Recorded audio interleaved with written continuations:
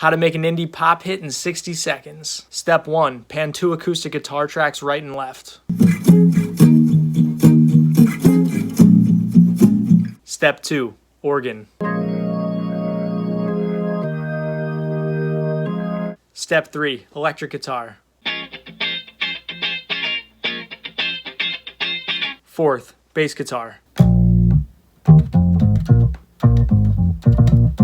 Fifth, shaker.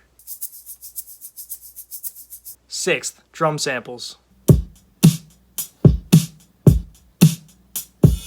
Seventh, a warm synth pad.